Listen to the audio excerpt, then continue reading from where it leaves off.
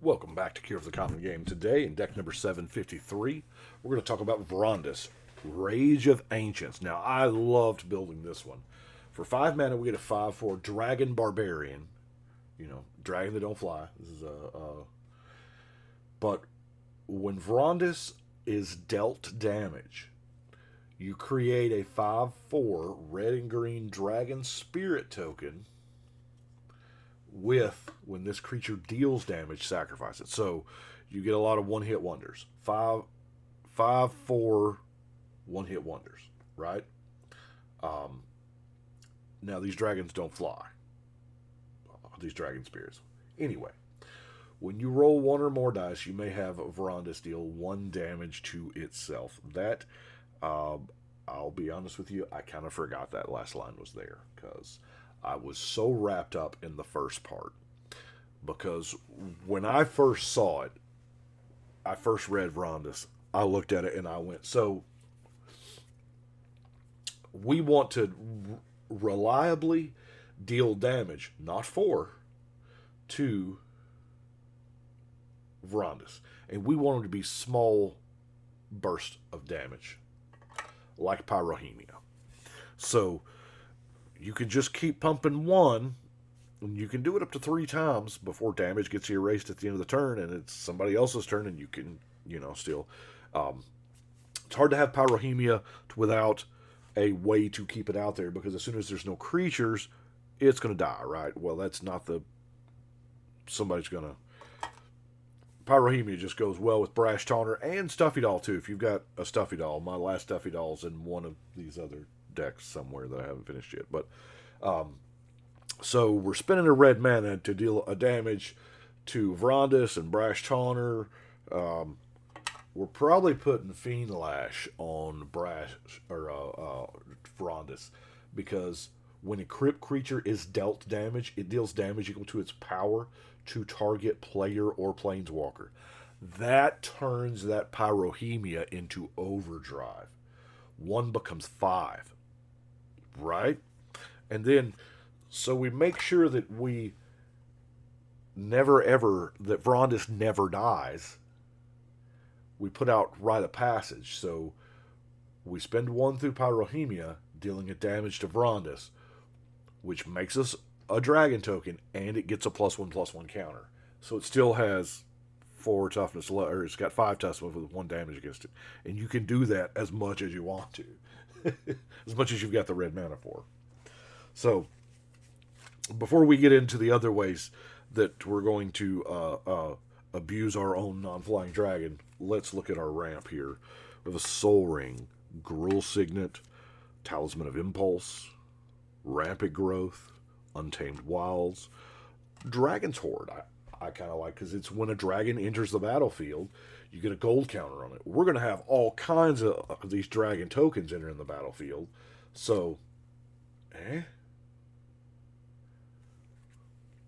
we have Cultivate, Search for Tomorrow, Trollhorn Cameo, Gruul Cluestone, Locket, Spoils of Victory, Hedron Archive, and then the Dragon Speaker Shaman and the Dragon Lord Servant. Not hard to tell, since I made that decision, that there's other dragons in the deck. It's not... the big one was Atarka. Now, granted, the Double Strike does not work for our tokens, because the tokens die as soon as they deal damage, so they're going to deal the first strike damage and then die.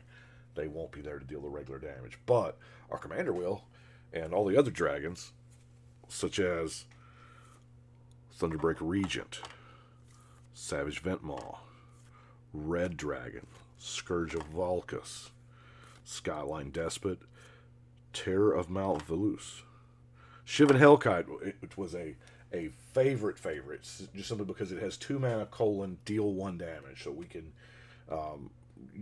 we've been using this for years to pick off little 1/1 elves and goblins and whatnot. But the dragon can spit fire at our commander and make more, right? And then our last creature is Anger, because, we're going to have mountains. And it's not hard to kill, especially with Pyrohemia out. You can just cast it and kill it. But what are the other ways? Because we're not always going to draw Pyrohemia, right? I mean, we're not exactly in the Tudor color, so we're going to rile him up. Just deal 1 damage. Maybe we can draw a card. Tremor deals 1 to everything. If you'll notice, there was no like mana elves in the ramp section because the Tremor, the Pyroclasm, Bloodfire Dwarf kills them all. So we don't really want that. I love this art here. Ron Spencer is genius. But the Pyroclasm-ish type effects, the Breath of Daragaz, Fiery Cannonade, and yeah, there are more. I like the Outpost Siege because you choose dragons whenever a creature you control leaves the battlefield, like the Dragon Spirit sacrificing. It deals 1 damage to target creature or player, and that'll just make more dragons. Monstrous Onslaught is good removal, but also because it says deals X damage divided any way you want it among any number of target creatures. Well, probably one of it will go to my commander, and the rest of it will go to wherever I want it to go. And then good old-fashioned Magma Quake. You can use Earthquake, all of the X damage to each one. But I'm only running 1 because there's only certain times where you're just going to want to use it as a wipe, right? Got Chandra Flamecaller. 2 of her abilities matter for this particular deck, her 0, discarding all the cards in your hand and drawing that many +1. If you have an empty hand, it's a 0 draw card, And then -X deals X damage to each creature. You can -1 her and, make a dragon that way. Surprise, surprise, all of our card draw happens to be green. We have Soul's Majesty, which is, Colossal Majesty. If you control a creature with power 4 or greater, draw a card. And then Elemental Bond says, power 3 ETBs, draw a card. Garrick's Pack Leader, so also, same thing, drawing a card. Rites of Flourishing, because I got to get my double meat, double cheese on. Fecundity, when a creature dies, like when these get sacrificed, that creature's controller draws a card. Had to have the Harmonize and the Shamanic Revelation because, we're looking at a deck full of 5/4s and to just making 5/4s, right? So, Impact Tremors. That's not Impact Tremors. That's Warstorm Surge. I guess y'all know what the next card is. Warstorm Surge. This is almost a nombo with the Dragon Spirits because they do say when it deals damage, sacrifice it. With Warstorm Surge, the creature is what deals the damage, so you got to be careful. It is in there for to get out of the propaganda, ghostly prison type effects. That way, meh. We don't really care if they do 5 in combat or do 5 from when they enter. I don't care, right? They're dealing 5. It's just a whole multiplier. 1 becomes 5 deck. There's our Impact Tremors. There again, when they come in. Primal Rage, just going to give them all trample. Who needs flying when you got trample, right? Autumn's Veil, a little protection. Alpha Status. Yeah. You want to talk about putting this on a commander and then getting right with it. And this particular Alpha Status has seen some love. Then, of course, Overrun, because why not? Little bit of removal and Chain Lightning, Return to Nature, Tribute to the Wild. We have the 2 vows, the vow of wildness and lightning, I consider those removal. If it's not a problem for me, it's not my problem. It's y'all's problem now. Same way with Shiny Impetus, Beast Within. Now these last 2, Spit Flame, 3 mana for 4 damage, at instant speed. Is that good? Well, whenever a dragon enters a battlefield under your control, which will be happening a lot, you can pay red to get it back to your hand. So it is a spell that we can just keep casting over and over again. Now, Dragon Fire, similar. As additional cost, you reveal a dragon or choose a dragon we're probably going to control our commander. You know, it deals 3 damage. If you revealed a dragon card or chose a dragon, this spell deals damage equal to power, so it'll deal 5 in that chance. We don't get to do the over and over again thing, but it does still kind of synergize with the dragons a little bit.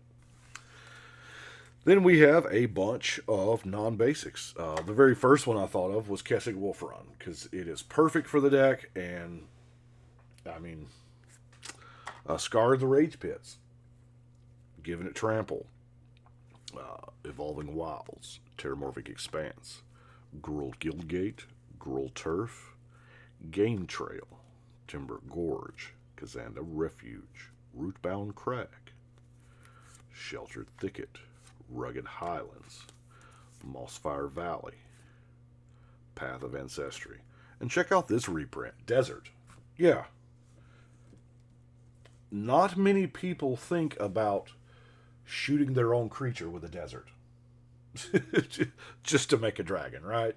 Because, I mean, there's going to be times where you've got this 5/4 commander and you just want to swing with it, you know, and if they don't have blockers, you can just make your own dragon with your desert.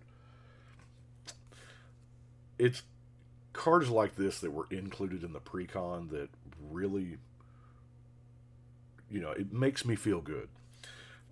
We have Ras Edge, which I don't... Man, this card got the shaft on the whole legendary land cycle way back. So 4 mana, tap it, sack a land to deal 1 damage? This may be one of the first decks that I've ever actually thought it might be worth it to get 5 damage out of. And then we have Keldon Megalith.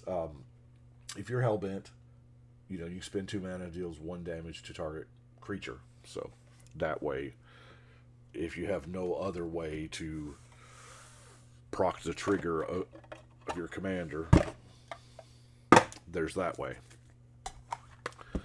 And I would have liked to have used all of the cool lands. You know what I'm talking about, those lands. But 42 decks, I think, is what we've got from this set. Yeah, it's an awful lot of lands. I don't have that many AFR lands. I really don't. Let's get that down some so we can see a little more. Okay. So 753 is done. Vrondiss, and put it on the wall. Boy, this is a long day because I was really stoked about it. I really kind of like that. I love the Pestilence Pyrohemia type decks that you can take advantage of. Anyway, that's what we've got for today. I appreciate y'all watching. We're going to go ahead and shuffle and cut.